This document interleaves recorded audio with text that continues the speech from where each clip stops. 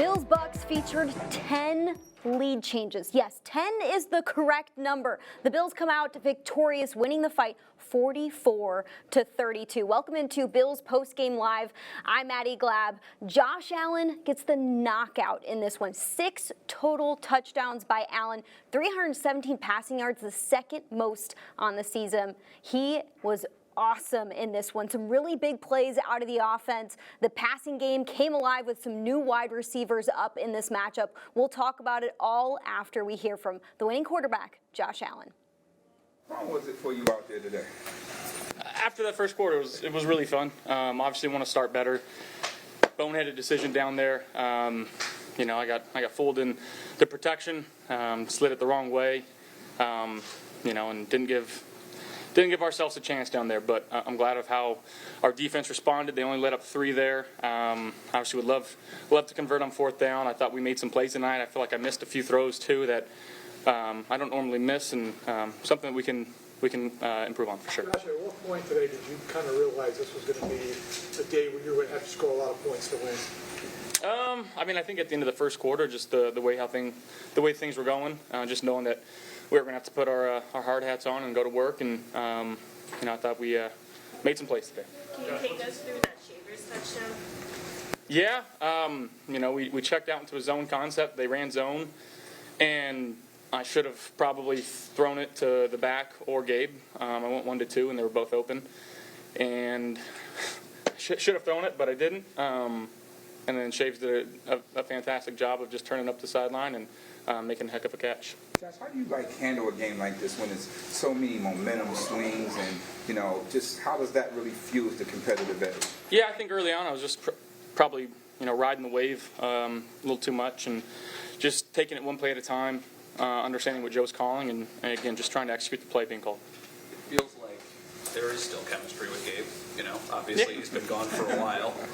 Is that always there? Did you have to work on that? Or no, it's all. We were with each other for a long time. I feel bad. I threw that little one-step slant really freaking hard in the end zone. Could have given him a better chance to score a touchdown there, but we'll keep working on it. Josh, there's been so much made the last few weeks of the passing game and some of the struggles. To have this kind of performance today from the group as a whole, can this be a springboard moving forward for the rest of the year? I think so. We just got to do a good job of, again, not riding the wave. Trying to stay as level as possible, not getting too high, not getting too low. Starting off 4-0 and we're the best team in the world. We lose 2 in a row when we're the worst team in the world, and it's like we don't want to ride that. We just want to stay here, stay consistent, continue to work hard, put together game plans, and go out there and execute on game days. Josh, can you talk about that last possession, 7 minutes to go in the 4th quarter? You guys closed that out with a good touchdown. Yeah, really big drive. Proud of how our guys handled that in the run game and the pass game. We made some plays, and Joe called a heck of a game there. What did you make of the decision to not have Keon in the lineup today? I don't make those decisions. We love to have him out there. The way that rosters work is how it works sometimes. Hey, Josh, as a leader on the team, obviously, what do you say to Keon in a situation like this where he's not up? Yeah, just continue to keep working hard, and take control what he can control. Josh, it seems like every time we come up here, it's like a record you're breaking. It's like you broke 2 today, 3 rushing, 3 passing. Obviously, it seems like you was having a lot of fun out here, but 3 for 3 multiple times. Can you talk about that? Yeah, similar situation last year. Joe kind of called it. Again, just finding a way to score down there, and had some quarterback runs up, which obviously helps. But again, guys make plays. Shaves made a heck of a play. Ty Johnson down the sideline just outrunning people, and then Jimbo making a heck of a catch for that touchdown there too. So it takes everybody. Obviously, Tyrell making those plays helps you guys on the football field significantly. But just as somebody who has known him for a while, how cool is it to see somebody get this opportunity and make the most of it? It's so freaking cool. The guy just continues to work extremely hard. He's never once complained. Working from practice squad to now making legit plays in the NFL, and then you turn around after he scores a touchdown, he's on kickoff. He's on punt return. He's doing all these things. And it's fun to watch. It's inspiring. And the opportunity for doing or what does Joe say? He says the opportunity, or reward for doing is the opportunity to do more. And I think that's what he's earned over this course of the season and his career. I feel like they were kind of backing off the blitz for a good chunk. I mean, early on, they were coming after you, but it seemed like they didn't do that much, maybe the last 3 quarters. Did you get a feel of that or sense? Yeah, I think early on, just wasn't trusting what I was seeing. I was chasing some things, and then got into a rhythm and felt like I was seeing what they were doing, getting the ball out a little bit quicker and putting it into some space, and guys were making some plays. And I think that when you bring a lot of different blitzes from all over the field, like you don't need to attack downfield as much as you'd think, as you saw with Ty Johnson. It's a swing route that he takes 50 yards, but that's the opportunity you have when teams blitz like that.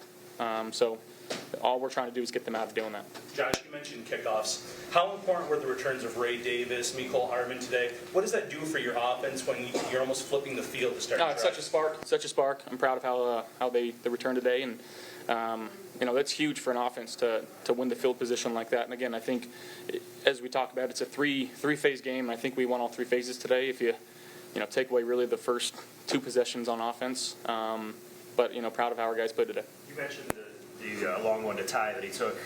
How big was that? And then was that maybe there on that 4th down that he went to Dawson that was intercepted as well? Potentially. I'll have to watch the film to get there. They were playing man. I was working across the board there. One of our guys slipped, so we lost probably the winner there, and was just trying to make a play. And then, but the touchdown to tie, just what kind of a spark did that give for the offense? Oh, right before half, we call that double dipping. Now we got to do a better job coming out of half and executing. But scoring points there, and after all the turmoil that we were feeling in that game, to go into halftime with a lead made us feel really good. I know you mentioned not riding the roller coaster, but I would imagine a game like this with the success your offense has can lead to something, right? Is this something that can be built off of? Yes, if you use it the right way. Again, we got a game Thursday night, so it's a completely different team that we're facing, completely different defense. Not sure what game plan is going to look like, but we gotta start fast, really wipe this one, and start tomorrow on getting to Houston. Josh, what was your reaction on Deion getting the key to the city? That was awesome. I'm happy for him. Great ambassador for what Buffalo stands for. Yes. All right, that was Bills quarterback Josh Allen, and Bills play-by-play voice Chris Brown now joins me on the show, running across the street, calling the game, and back in studio for the post-game show. We appreciate your time, Chris. Josh Allen spoke about not riding the wave early on. First half, 47% completion percentage and 2 interceptions out of Allen. Second half, goes up to 63% completion percentage and finishes with 6 total touchdowns. What was the difference from first half to second half? Yeah, I think, as you heard him say, he felt he was chasing some things in the passing game, and we see him do that from time to time. There are times where he falls victim to wanting to get it all in one play. I got a guy underneath open. I can hit him now. Let me see if something bigger opens up downfield. And we see him fall victim to that because he's so competitive. He wants it all in one shot. And I think he realized that, maybe talked to Joe Brady at halftime and said, hey, we got guys running open here on short to intermediate stuff. Let's take advantage of those things. And I think he did a better job of that in the second half. I was also encouraged to see they shuffled the deck in a big way here, Maddie, at the receiver position. Keon Coleman down. Mecole Hardman was up with Gabe Davis. Palmer's back from injury. So those are 3 new pieces rotating through the receiving core, plus the running backs. A lot of different pieces were involved in the passing game, and it looked more like a passing game we've become accustomed to seeing the last couple of seasons. Having to shuffle new wide receivers up for game day and getting them involved in the passing game, as well as trying to get the run game going. How did offensive coordinator Joe Brady do a good job of making sure everyone had a part today? Yeah, I think he tried to get the run game going. This is a good run front, as we know, 11th in the league in stopping the run, and they had that pitch play. They were ready for the pitch play. It was going nowhere today, but I think that they played off of that by leaning on the pass. We heard Joe Brady say last week, after reviewing the film, his one regret was he didn't turn to the pass game sooner against the Dolphins. He turned to it quickly here and rode it. and Josh Allen rewarded him to the tune of 6 total touchdowns. Granted, 3 were in close, on rushing scores by him, but he matches a career high with 6 touchdowns. He's a scoring machine. You know it, Maddie. I call him the Michael Jordan of football. He scores touchdowns better than anybody that's ever played this game, and he showed you why today. But I think the best part about this, well, there were 2 things. Gabe Davis gets back in the game. You could tell that Josh still trusts him, converted a big 3rd down on a quick slant play that was a bullet, and he held on to it and continued that drive.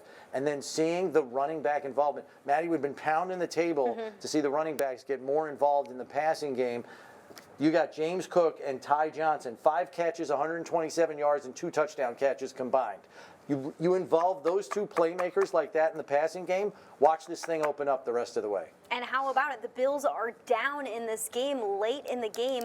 James Cook is open for a 25-yard receiving touchdown. Allen chucks it his way. He grabs the touchdown, and the Bills regain the lead. And the best part about that play, tip your hat to Joe Brady there, it wasn't the familiar tunnel screen, but it was kind of a slip screen to Shakir. And he even looked that way to sell the screen to Shakir on the right side of the field while Cook slips out the other way, and he's wide open. That's what's called a tendency breaker. You've got the Bucs leaning and expecting that, and they come back with something else on the other side of the field. It was a good call by Joe Brady, maybe his best of the entire game. Gabe Davis's first game back as a Bill, targeted 4 times, has 3 catches for 40 yards. Let's get to the wide receiver who is speaking to media after this win.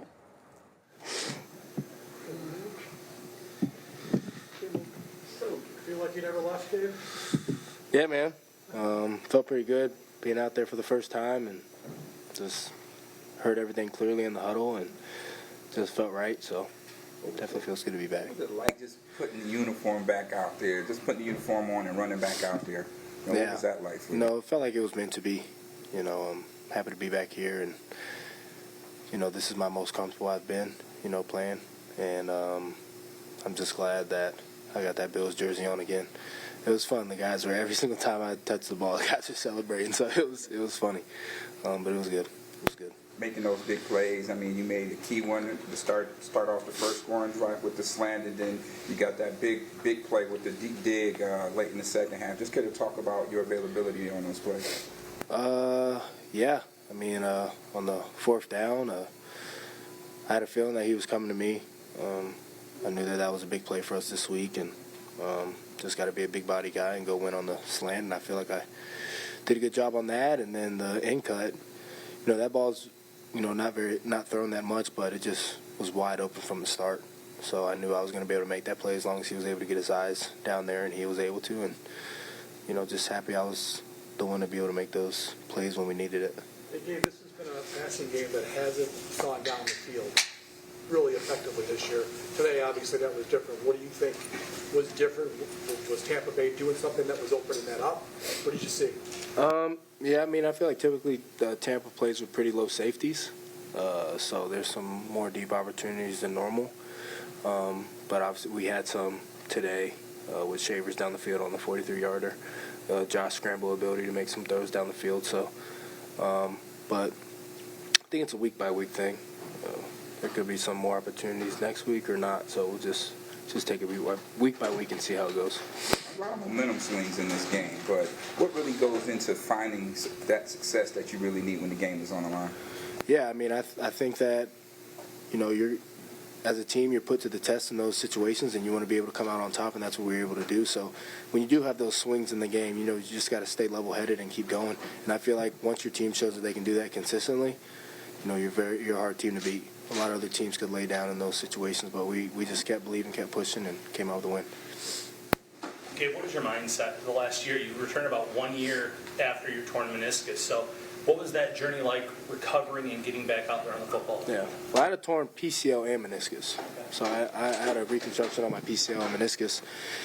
And I just knew once I got released from Jacksonville that just the situation that I'm going to be in coming back, mid to late season. I'm already very familiar with Bill's offense and what we do here and how the whole program is ran, so I knew this would be a great opportunity for me to come back. I'm just kind of, whenever my number's called, that's when I go out there, kind of a deal. Not really thinking for too much or anything, just I'm here and I'm available. So whenever you need me, I'm here. The faces that are here are, the same that you've seen since your time here, but there's some new guys too. Curtis, Josh Palmer, Elijah Moore. What do you notice about maybe the way this offense is different or more versatile this time around as opposed to, the last time you were here?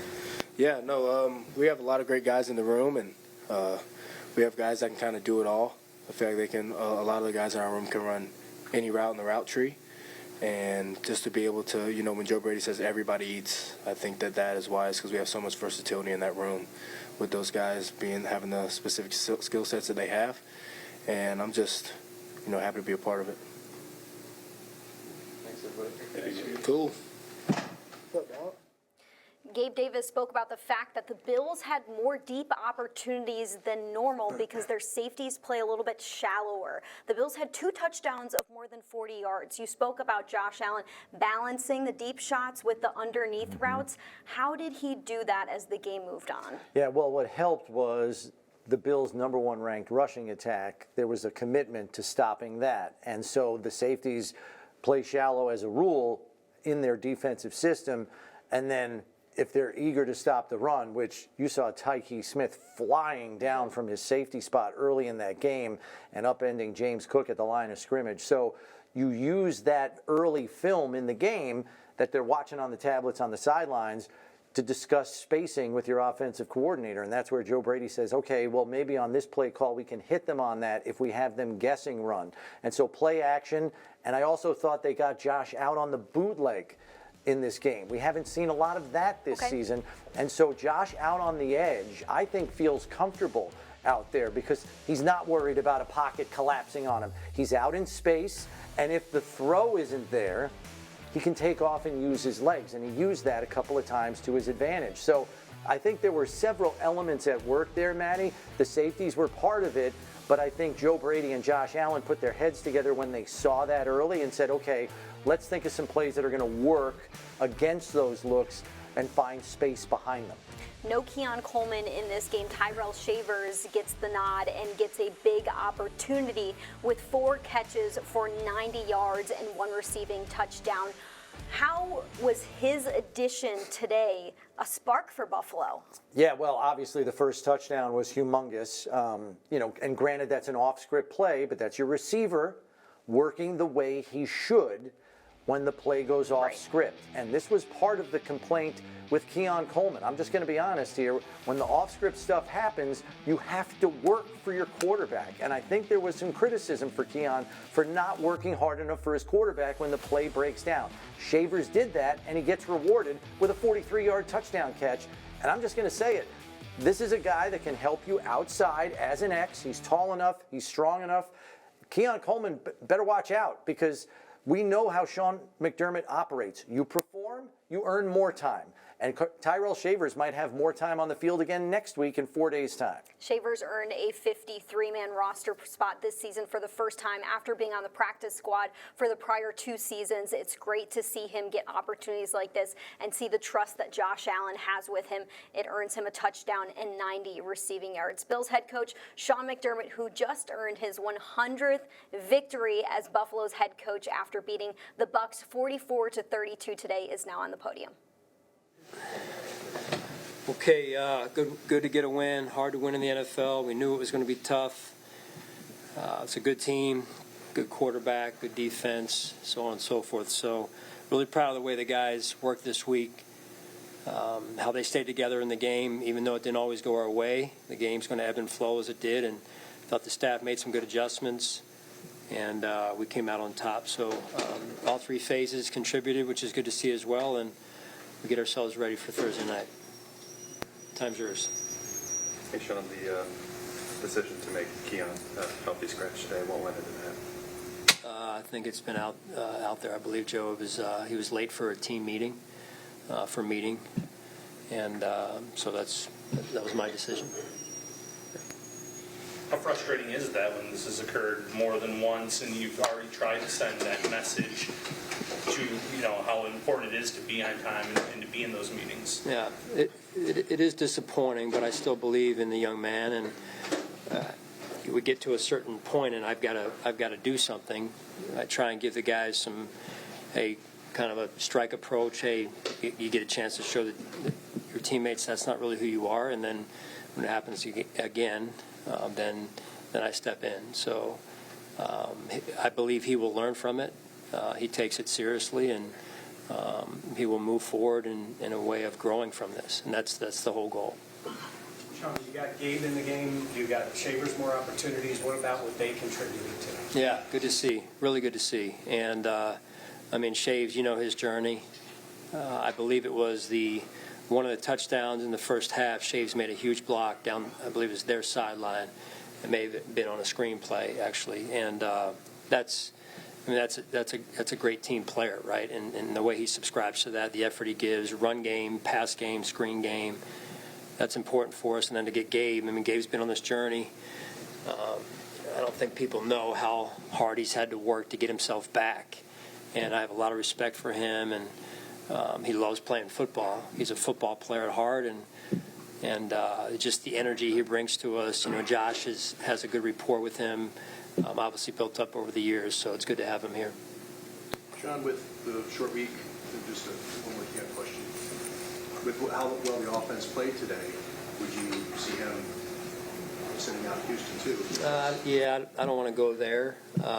It's too early right now for that. It's one day at a time, 1 week at a time, and we go from there. So let's start by him learning from this, and we get on the same page, and then we move forward, and then we can talk about who's up for the game and who isn't. Who got to play today because of that?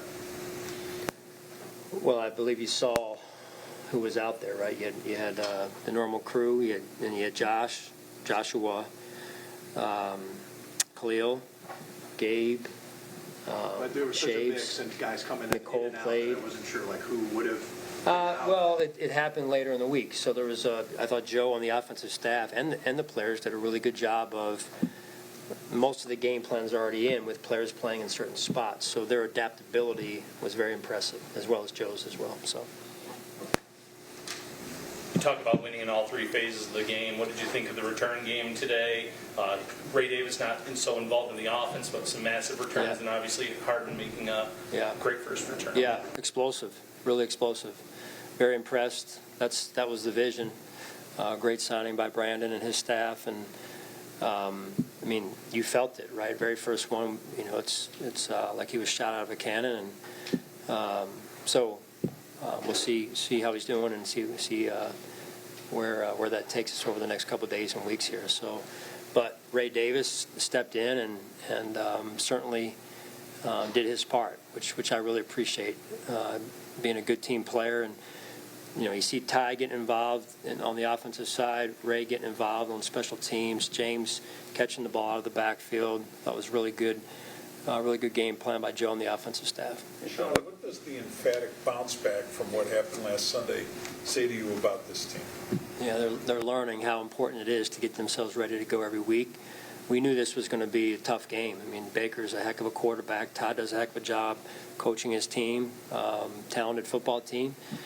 And, I think I said earlier in the week, they took a 19-play drive against an opponent early in the year to kind of knock them out. So there's a very resilient team.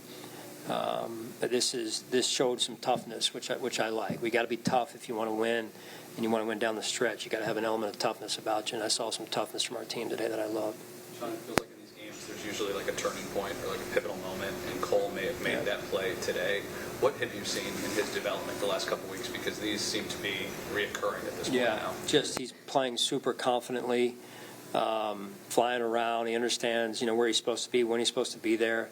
And again, you're talking about a player in his second year, middle of his second year, just or somewhere thereabouts or beyond that.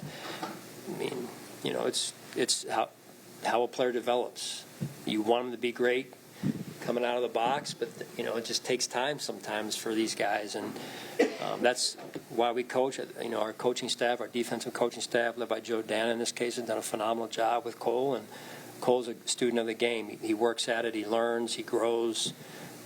No different than all of us, right? So nobody's perfect, but you want to continue to work and grow and learn from situations and experiences. Bishop has that experience of Poyer next to him now, but when you lose Hamlin and Rapp, where are you in terms of where his development of as a coach thinking, all right, how's he going to handle being the man now? Cole? Yes. Is he the man? No, like he seems to have found another gear when at a time when you needed him to find it, he just, I'm sure it's not coincidence, it's all the work that leads up to it, but that he found that gear at a time when he needed to find that. Right. No, and Tim, you see, like when I get a chance to see different times that people can come in, and he's one of the first ones in there and one of the last to leave every day. So he invests time, and usually, it may not happen right away, you see the fruits of your labor, one. And then two is, when you're working side by side with Jordan Poyer every day, I mean, that is impactful, right? From a routine standpoint, habits, how the game's supposed to be played on early downs. I mean, there's just so much experience in Jordan. Jordan, I think, was one of the top tacklers we had today. So I really appreciate that about Jordan, too, because the way he's impacted some of these young players. The stops you got on defense in the fourth quarter to close out that game, did it really start with starting to win more at the line of scrimmage? Yep. Yeah, first half, the run game was not good enough. Second half, we did a better job winning first down, some of those first down runs, getting them into some 2nd and 7+ situations, and then it was winning third down after that. Baker made a couple scramble plays again. We changed some things up again, so I'm really happy with how both sides adjusted staff-wise. Offensively, I think we were averaging, 3.8 on first down. We end up with 7 yards on first downs. And then defensively, they were averaging 7, and they end up at 4.6. So obviously something changed, which I credit the staff and the players for that. Sean, what did you see in T.J. Sanders that gave you some confidence to play him some at edge, too? Yeah.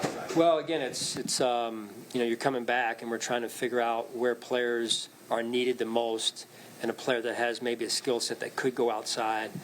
So, we carried, I believe we carried 9 into the game, which is about what we normally, usually it's 5 and 4, 5 outside, 4 inside.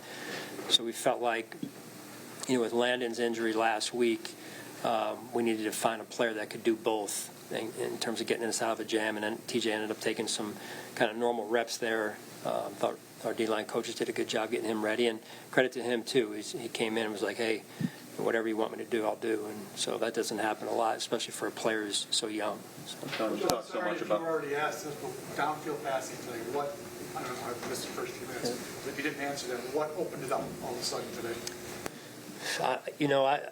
If it was one thing, I'd tell you right now, Sal, I'm going to use the coach cliche of I got to look at the film, and but again, it's the ball finds those that work hard, and when you quarterback and get into a rhythm, and so it's the old line I thought did a really good job of giving Josh time, and so he had some time to maneuver and operate back there, and Josh stayed pretty patient back there as well. So there's not one thing I could say to you right now. Coach, in a game like this where so many momentum swings, right, how fun is it for you as a coach when, it really boils down to that competitive edge? Fun, yeah, it's fun to compete. It is. It's fun to compete. That's part of the reason why we do this at times, but my heart could use something a little bit a different type of game. But, again, this win right here, as they are all hard to come by, this win right here showed me how tough we are, and there's a lot to be said for a tough football team. So we'll take them one at a time. Sean, when you mentioned the run defense in the first half, was there anything Tampa Bay was doing, or anything that you guys could work on there, just for it to be more like it was in the second half? Well, sometimes things are happening, and some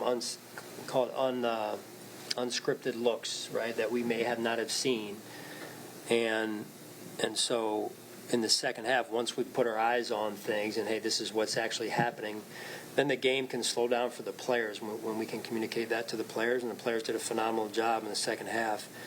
Bobby Babbage, Ryan Nielsen, the D-line coaches together, the whole defensive staff really came together, and were really on top of what we felt like they were trying to do to us in the first half. And sometimes in the second half, people will repeat those successful runs, and now the second time around we were able to stop them. So It was good to see in a much-needed adjustment. Coach, let's talk about the back end. Cam Lewis, that pass breakup that he had is really not getting talked about. That was a big play there. Just how impressed are you about your back end today, their performance? Well, all together, I mean, just their resilient group. The run game was getting us, 136 in the first half, end up with 202. But I think that was the difference in the game. Catherine made the point of the run game, and when you have a good receiving core like they do, it's you don't want to have to commit 8 in the box to stopping the run because it leaves you exposed outside. In this case, we had to do it, so that meant the back 7 was going to have to make plays in one-on-one situations, and they did. They made some important stops on third down in particular, like you said. Sean, your 100th NFL win, what does that mean to you, and what have you learned over the course of your career that has gotten you up to this 100 win? Yeah, very grateful, number one. Glory to God, all of his blessings. This is a team honor. It really is. Brian and myself being here for the time that we've been here, his staff, my staff, collectively as an organization, very grateful for it. It never is about one person. Like any win, it's about the team. So we learn, we grow, we move forward, and we're grateful for the opportunity. Sean, during the week, Tim was asking about Baker, not only the way he physically plays the game, but just kind of the emotional. Yeah. 9 lead changes in this game. You got Josh and Baker kind of going back and forth. Any surprise that that's the way this kind of went? Well, when my heart started racing, I'm just glad it didn't end up in a bad situation, but I'm thinking, why is my heart racing? This is what you've been talking to the team about all week, right? And so why am I surprised? But that's good NFL football, and that's high-level competition, and that's what we do it for. That's the rush. Jim Johnson years ago, defensive coordinator in Philadelphia that I learned under, we'd be sitting there before a game, and as coaches, you're sitting there and you can't play anymore, but you get kind of the anxiety or whatever. You just kind of get that feeling before a game, and at the time I was younger, and Jim would say, "Hey, I can't believe I still do this," because it's this feeling before the game, and you're like, "Why do I do this to myself?"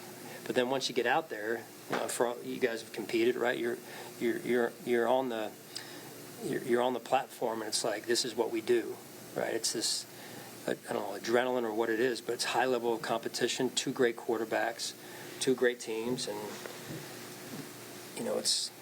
But yeah, why do we do that to ourselves? I don't know, but it sure makes it a lot more enjoyable when you can get a win out of it. Sean, given that, what you just described, and what you said about this team learning about itself, toughness, importance, got a short week now to get ready for a whole different deal. So how does that work into the plan of where you're literally going to start the prep in minutes from now? I'm going back over there. I'm going to try and say hello to my family, and then either put my kids to bed and come back, or just stay here to start the next game. So life in the NFL doesn't slow down for anyone, so we'll get back at it after it here in a couple minutes. Okay. Big games from Josh over the years, but they typically haven't come following a rough start.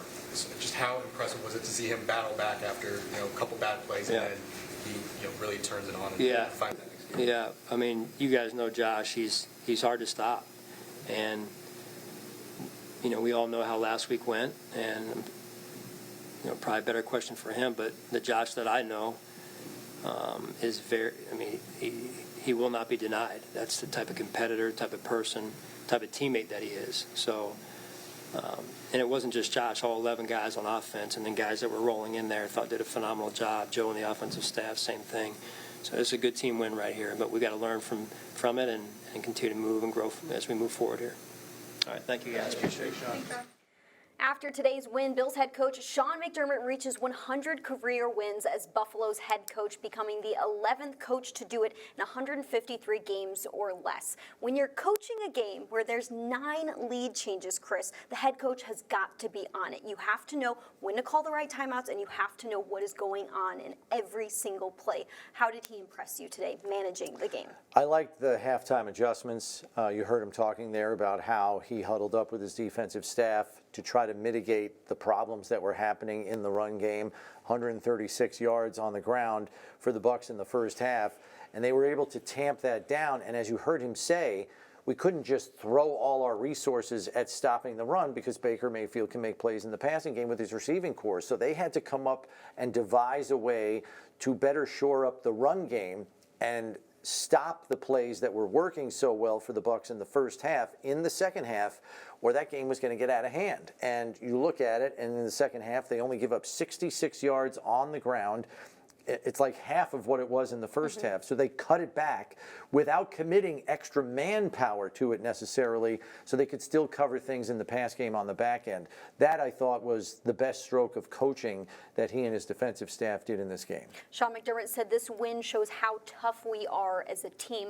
One of the toughest guys on defense, second-year safety Cole Bishop. He grabs his third interception of the season today, and Bishop is having a fantastic stretch of the season, playing so confident and really understanding his role on defense. Offenses are going to have to account for him on the field. Yeah, the level of confidence and decisiveness that he is playing with right now seems like night and day to where he was just about 2 months ago.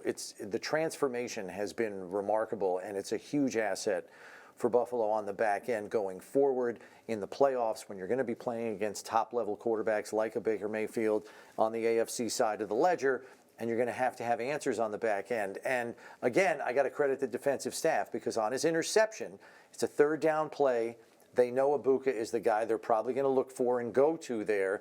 So Bobby Babbage calls a double coverage on this play. And he's got Taron Johnson high, and Cole Bishop decides, I'm going to undercut the route because I got help from Taron. He undercuts the route, and I think Baker also thought that Ibuka was going to carry his route flat across to the sideline. He took it up the field, so now the receiver isn't even there to contest the pass, maybe knock the ball down so it's not intercepted, and it's a takeaway for Buffalo, and it's huge. And on top of that, Bishop is alert to the fact that, hey, I can get up, no one touched me, and he gets an extra 10 yards on the return to make the job that much easier for the offense. Second-year safety Cole Bishop is putting up numbers that other safeties can't match right now as we're 11 weeks into the season. Bishop on the podium right now. Let's hear what he had to say. Talk us through the interception. Just what happened? Really was just able to be in the right spot at the right time. Was in man coverage. Got a little picked actually. Me and Taron got tied up a little bit. I haven't seen the clip yet, so I'm not sure how tied up we were, but we were running into each other a little bit, and I was able to just make a play on the ball. Outside of just the play itself and today, how do you feel about your game? How you've been, stringing together all these big plays lately and just reaching this part of the season? Yeah, I mean, a lot of people say, takeaways come in bunches, so, we'll just keep trying to make a play on the ball when it's around me. Obviously, there's still things to clean up after today, but I feel good.